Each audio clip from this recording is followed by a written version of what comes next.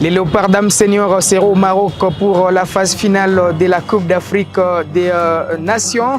Les Congolaises ont éliminé les Alangues nationales de la Guinée équatoriale. C'est mardi au stade des Martyrs, alors du match retour du deuxième et dernier tour de ces éliminatoires.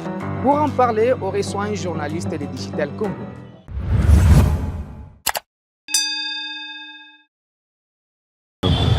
C'est une qualification historique des Léopards dames. 12 ans après, elles seront au Maroc pour en découdre et prendre part à la phase finale de la Coupe d'Afrique des Nations. On reçoit Merveille Kiro, un correspondant de Digital Congo dans la partie orientale du pays, pour revenir sur cette qualification historique. Merveille, bonjour et bonne arrivée. Bonjour Georges, bonjour à tous les téléspectateurs de Kivu Morning Post. Une qualification historique des Léopards dames face à la Guinée équatoriale. Est-ce que c'était mérité pour ces dames, vu tout ce qui a tourné autour d'abord de la préparation, mais également les problèmes des primes?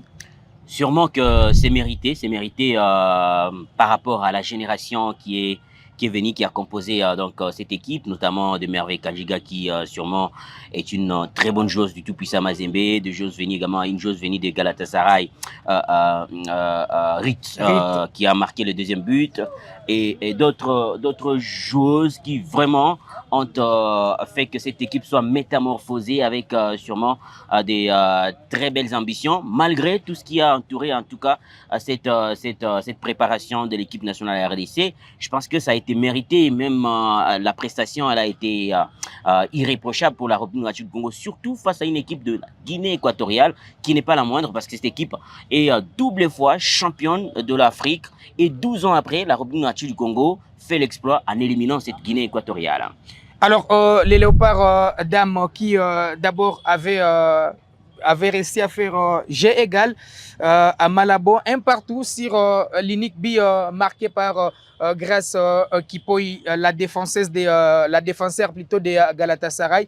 Cette même équipe des Léopards a d'abord encaissé les buts de la Guinée équatoriale avant de revenir dans ce match grâce à Kajinga, merveille du tout-puissant Mazembe. Puis le but du break a été inscrit une fois de plus par Rito Kipoy de Galatasaray.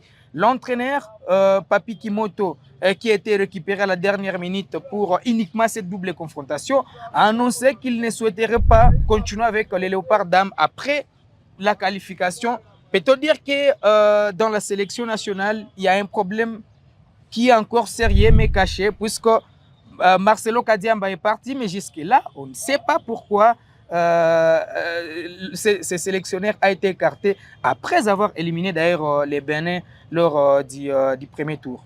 La raison n'est toujours pas connue. Est-ce qu'il y a eu des problèmes internes pour ce qui est de Marcelo? On ne sait pas, mais bon, on peut s'atteler sûrement sur le fait que la République du Congo a récupéré l'entraîneur qui aussi à un club, notamment l'équipe de Maniema Union. Ils ont des contrats avec l'équipe de Maniema Union, et les objectifs sûrement autour de ces contrats-là, notamment jouer l'Afrique, remporter cette saison la Ligue nationale de football. Peut-être qu'il a trouvé que ce sera surchargé ou encore cumulé de postes pour ce qui est de Léopard dames de la République du Congo, qu'il a dit, bah, écoutez, je ne souhaite pas continuer avec les Léopards. Il y a beaucoup de raisons qui peuvent pousser à ce que Kimoto puisse décliner, par exemple, le fait que la RDC a plutôt besoin qu'il renouvelle ou qu'il continue avec les Léopards. Est-ce que parce qu'il veut mettre la pression également à la République du Congo pour qu'ils puissent revoir leur deal? Est-ce que c'est parce qu'ils pensent que voilà, les Léopards, avec tout ce qui se tourne autour de cette équipe-là, avec la considération, je dirais, qu'on donne aux Léopards dames par rapport aux hommes, qui se dit, bah, écoutez, ici, il n'y a pas trop de primes, parce que là aussi, il y a un problème. J'ai toujours dénoncé cela. Peut-être qu'à sa place, si par exemple, je prenais cette hypothèse de dire que, écoutez, les Léopards dames ne sont pas prises en considération autant que les Léopards dames, je pense que là, il y a un problème. Parce que quand on parle de football féminin, on parle de football masculin, il y a toujours une différence. Alors qu'on joue le même football, les mêmes lois de jeu, sur un même terrain, avec également un même arbitre, et tout ce qui tourne autour du football masculin tourne autour du football féminin. Ça veut dire égalité des sexes, même dans le football, ça doit être garanti. Malheureusement, en République du Congo, pas seulement en République du Congo, dans le monde, j'ai vu, je peux aller en descendant, pour ce qui est de du Ballon d'Or. Vous avez vu par exemple l'influence ou le bruit qu'il y a autour du Ballon d'Or de Messi par rapport au Ballon d'Or de la joueuse du FC Barcelone. Ça n'a pas été le même bruit parce que tout simplement, ceux-là disent que voilà, le football féminin n'est pas comme le football masculin, il n'est pas, alors qu'il s'est également métamorphosé, c'est maintenant un football professionnel. Si on revient maintenant pour ce qui est de la République du Congo, les Léopards dames qui se sont qualifiés à la Coupe d'Afrique des Nations sont autant plus importantes comme les Léopards masculins qui également se sont qualifiés pour la Coupe d'Afrique des Nations de la Côte d'Ivoire. Ça veut dire qu'ils doivent être pris en compte de la même façon. S'il y a des primes spéciales, voulais-je dire, pour ce qui est des Léopards, quand ils se qualifient, pour les dames, je n'ai pas vu ces primes-là. Je n'ai pas vu ces primes-là parce que le président de la République se donne également le courage, puisque c'est lui, en tout cas le premier sportif, d'aller encourager les hommes. On voit également le bruit qui s'est fait autour de Léopard quand ils ont match, la mobilisation qu'il y a également autour de Léopard, le bruit médiatique et tout ce qui tourne autour de Léopard. Dans un stade de martyrs vide, mais il n'y a pas eu le public. Voilà, parce qu'il n'y a pas eu mobilisation. Également, nous, le journaliste, on parle moins du football féminin, alors que c'est un bon football. Moi, j'ai vu le football. J'ai vu, comment dirais-je, Naomi Kabakaba, une très bonne joueuse qui joue, qui a de l'influence, qui joue un jeu très bon. Et personne n'est là pour promouvoir ces jeux-là. Personne également n'est là pour encourager ces jeunes joueuses à pouvoir aller de l'avant. Ils viennent de trop loin, d'autres de Galatasaray, d'autres de France, pour venir également faire en sorte que le football féminin, également de la RDC, soit dans les projecteurs du monde footballistique. Malheureusement, sur tout le point, dans tout le compartiment, le football féminin n'est toujours pas pris au sérieux. Alors, une qualification historique, les Léopards 0 au Maroc, 12 ans après. Est-ce qu'il est temps de prendre cette équipe avec considération afin de ramener un résultat satisfaisant? Puisque la dernière fois où on a vu les Léopards remporter ne serait-ce qu'une médaille de bronze, ça remonte de 1998 et c'était face au Nigeria. Ouais, je pense que c'est là qu'il faut également qu'on insiste. Ça fait 12 ans qu'on n'a pas joué la Coupe d'Afrique des Nations avec les Léopards d'Ama. Ça veut dire, si cette qualification est vraiment historique, il faut qu'on soit sérieux également sur le point préparation. La Coupe d'Afrique des Nations, c'est en 2024 qui commence déjà ici, au Maroc. Et nous, c'est ça en fait ce qui tue le football congolais. Tant qu'on n'a pas changé ces systèmes-là, quand les autres sont en train de préparer, leurs joueurs, nous parlons prime, nous parlons, si pas moi, logement ou restauration, alors le football n'ira pas trop loin. Si nous allons au même pied d'égalité, en fait, dans le même rythme que les autres, parce qu'avec cette génération que je vis, avec le football que je vis, que les dames de la RDC sont en train de développer, je pense que ce sera une très belle nation avec également de l'avenir. On peut même remporter cette Coupe d'Afrique des Nations parce qu'on vient de gagner deux fois champion d'Afrique. Ça veut dire que la Guinée équatoriale n'était pas aussi moindre. Mais la RDC l'a battue. En aller, c'était un partout. Au retour, la RDC l'a battu. C'est-à-dire si on met du sérieux, alors qu'il n'en avait pas assez de sérieux dans la préparation. Ça veut dire si on met un peu de sérieux dans la préparation, en préparant ces joueuses-là, en les suivant de près, en les préparant pour ce qui est de cette Coupe d'Afrique des Nations, eh bien, moi, je te rassure que cette Coupe d'Afrique des Nations reviendra à la République du Congo. Malheureusement, peut-être que ma voix ne sera pas attendue, mais j'aurais bien voulu que cette voix soit attendue et soit prise au sérieux. Qu'on dise, écoutez, la RDC peut également rayonner pour ce qui est de ce football, à travers même le football féminin. Ce n'est pas seulement les garçons qui peuvent faire parler du football, en fait, du pays pour ce qui est du sport. Même les dames peuvent faire parler de football. C'est-à-dire les dames ont remporté la Coupe d'Afrique des Nations et tout le monde prend cette situation en main en disant, voilà, ce sont les dames, tout le monde s'y soutenait comme on le fait avec les Léopards. Mais je ne dis pas que soutenir les Léopards, mais c'est mauvais. Mais je dis cette injustice, cette partialité de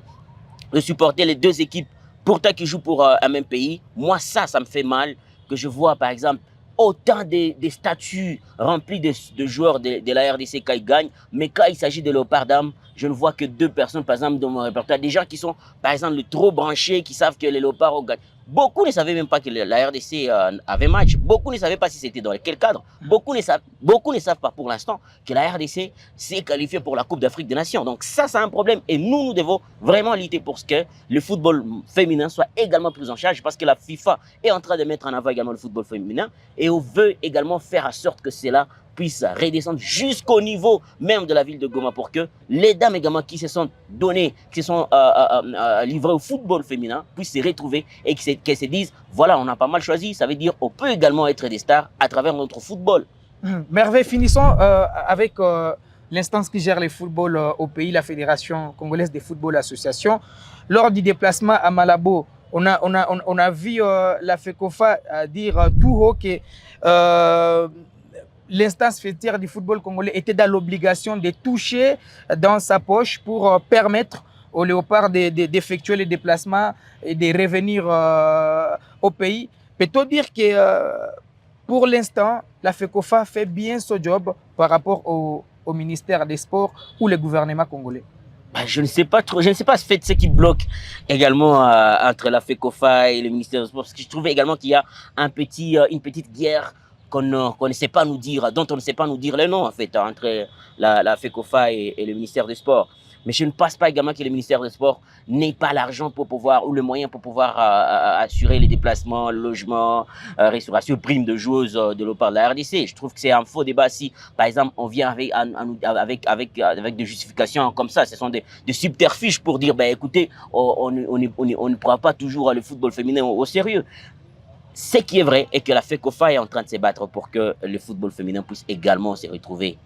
Mais je pense que cette symbiose devait se constater entre l'instance fêtière et le ministère des tutelles. C'est-à-dire que ces gens-là travaillent ensemble. Le ministère des Sports, lui, gère tout le sport, mais la FECOFA doit recourir au ministère des Sports pour dire, écoutez, nous avons besoin de ceci, cela. Est-ce que vous pouvez également aller plaider, par exemple, auprès du ministère de Budget ou de Finances pour que cet argent nous parvienne? Et c'est le ministère des Sports qui doit aller vers là, parce que la FECOFA ne peut pas aller au ministère de Finances alors que ce n'est pas ça son ministère des tutelles. S'il n'y a pas de collaboration, s'il n'y a pas d'attente entre ces deux départements, c'est-à-dire que le football va se mourir toujours et toujours. Mais je pense que pour l'instant, comme on est maintenant arrivé là-bas, on peut essayer d'oublier tout ce qui s'est passé et on commence à réorganiser. Qu'on oublie que c'est la FECOFA qui a touché dans sa poche pour sûrement faire déplacer les dames.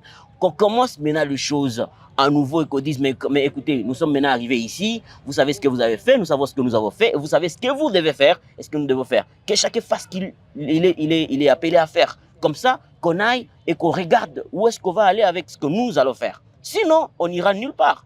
Avec tous ces talents que vous êtes en train de voir, c'est que nous allons vraiment tuer ce football seulement pour rien, ces talents pour rien. Ces dames-là, Merveille Kajiga, c'est vraiment son domaine, c'est son travail, c'est sa profession. C'est-à-dire, si celle-là, elle ne gagne pas dans le football, elle gagnera où?